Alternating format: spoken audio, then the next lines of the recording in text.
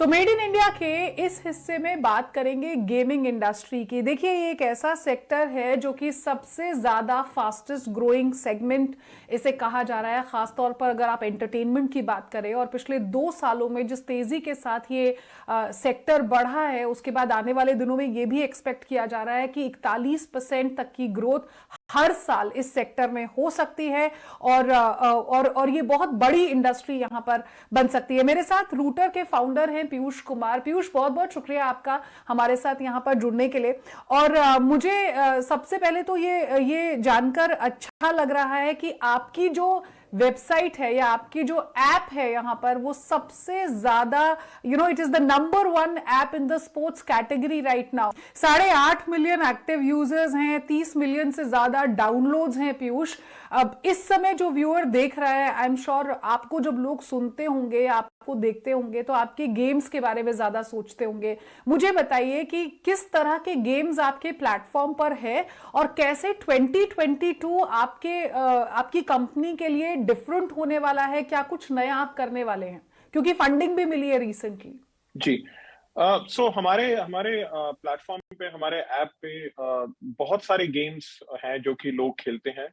Almost 20 से 25 different तरीके के गेम हैं जो लोग खेलते हैं, लेकिन एक कैटेगरी होती है गेमिंग में जो कि बहुत फास्ट ग्रो कर रही है, जिसको कहते हैं फर्स्ट पर्सन शूटर कैटेगरी, जिसमें आपने सुना होगा पबजी एक बहुत बड़ा बहुत फेमस गेम बन गया था आज से 2-3 साल पहले। पबजी के आने के बाद ये गेम बहुत बड़ा, और अब पबजी को बैन होने के बाद अब उसने दोबारा लॉन्च किया in the form of BGMI, battle grounds mobile India, जो कि अब बहुत पॉपुलर है। जो गेम्स हमारे प्लेटफॉर्म पे सबसे ज्यादा यूज होते हैं, जो सबसे ज्यादा जिनका कंटेंट बनता है, वो है BGMI, free fire, call of duty, Valorant, जो कि बहुत बड़ा पीसी गेम है।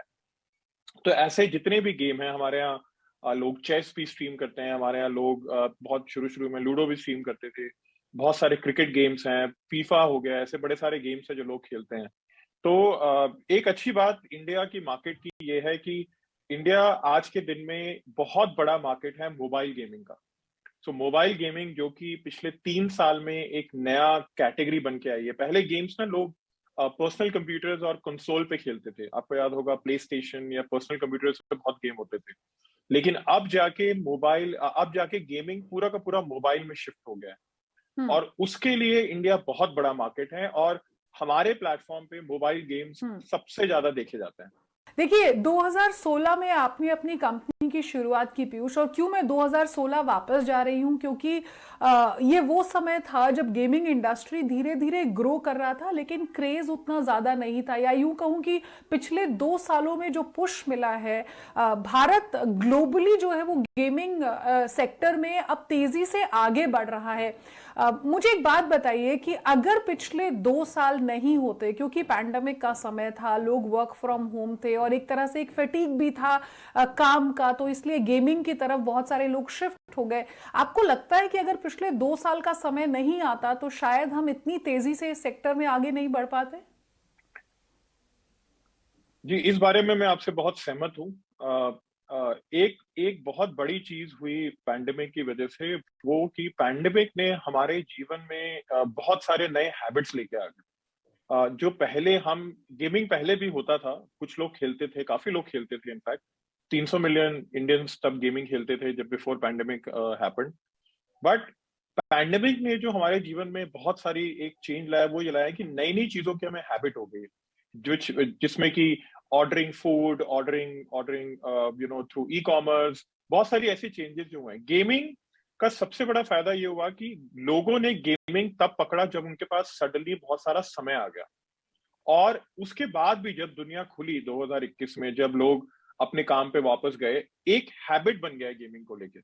और इसका सबसे बड़ा प्रमाण ये है कि आप अगर अपने आसपास देखेंगे, हर कोई ना कोई गेम खेल रहा है। चाहे वो एक छोटा सा बच्चा है जो कि बच्चों वाला गेम खेल रहा है, चाहे लोग पब या बीजीएमआई या फ्री फायर खेल रहे हैं, चाहे बड़े वर्ड गेम्स खेल रहे हैं, लूडो खेल रहे हैं। आज पैंडेमिक की वजह से गेमिंग एक बहुत बड़ा हैबिट बन गया है, और उसको लोग यूज कर रहे हैं to relax, to recreate in life, is basically how I feel.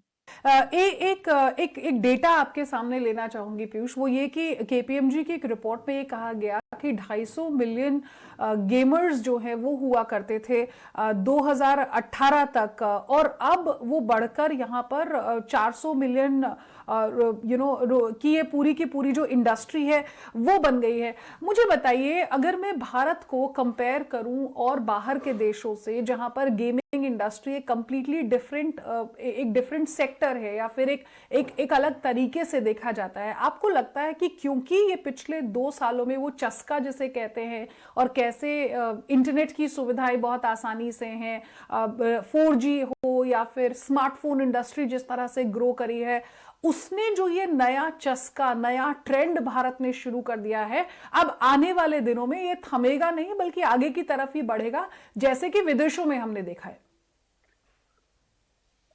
जी, आपने बहुत बहुत सही कहा कि ये जो चेंज हमने देखा है कि 250 मिलियन से 400 मिलियन गेमर्स हो गए हैं एज पर केपीएमजी। इनफैक्ट कुछ रिपोर्ट्स तो अब कह रहे हैं कि ये नंबर 450, 450 टू ऑलमोस्ट 500 मिलियन हो गया है। ये अभी थमने वाला नहीं है। जितना जितना जितने इंडियंस के पास स्मार्टफोन्स आएगा, जितने इंडियन के पास 4G और अब आने वाली 5G कनेक्टिविटी आएगी, उतना ही लोग गेमिंग खेलेंगे, उतना ही लोग गेम्स खेलेंगे। और ये इसलिए है बिकॉज आज चाहे वो फोन मैन्युफैक्चरर्स हो जाएं, चाहे वो डेटा सर्विस प्रोवाइडर्स हो जाएं या बड़ी बड़ी कंटेंट कंपनीज हो जाएं, सब के सब गेमिंग पे फोकस कर रहे हैं। सबसे बड़ा उदाहरण दूंगा मैं आपको, नेटफ्लिक्स, जो कि दुनिया में एक कंटेंट कंपनी के नाम से जानी जाती है। उन्होंने गेमिंग को सीरियस होके अब गेम्स इंट्रोड्यूस कर दिए हैं अपने खुद के ऐप पे। सो आप कोई भी बड़ी कंपनी या कोई भी बड़ी कम्युनिटी देख लें, इंडिया में फ्लिपकार्ट देख लें, दुनिया में नेटफ्लिक्स देख लें, हर किसी हर किसी कंपनी ने गेम्स को एक जरिया लिया है लोगों को एंगेज करने से। और इसीलिए number of people playing games, लोग कह रहे हैं 700 मिलियन हो जाएगा बाय 2024-25, और आई थिंक शायद हर कोई इंडिया में गेम्स खेलेगा in few years from now. एक और अहम चीज ये पीयूष की स्टार्टअप सेक्टर जिस तरह से देश में तेजी से बढ़ा है, आपको सीरीज ए फंडिंग यहाँ पर जो मिली है, मुझे बताइए कितना मुश्किल था 2016 से लेकर ये सीरीज ए फंडिंग तक का सफर, और 2022 के आपके क्या प्लान्स हैं? जी, 2016 से 2021 तक आप कह सकते हैं एक बहुत ही लर्निंग फेज से हम गुजरे। लर्निंग और मुश्किल ऑल्सो, क्योंकि स्टार्टअप के वर्ल्ड में एक सबसे बड़ा टर्म यूज किया जाता है जिसको कहते हैं product market fit. Okay, which basically means कि जब आप एक ऐसा प्रोडक्ट बना रहे हैं जिसकी मार्केट में नीड है, और बहुत सारे स्टार्टअप्स उसको जल्दी अचीव कर लेते हैं, कुछ स्टार्टअप उसको टाइम लेते हैं अचीव करने के लिए, और कुछ स्टार्टअप्स को कभी भी नहीं कर पाते।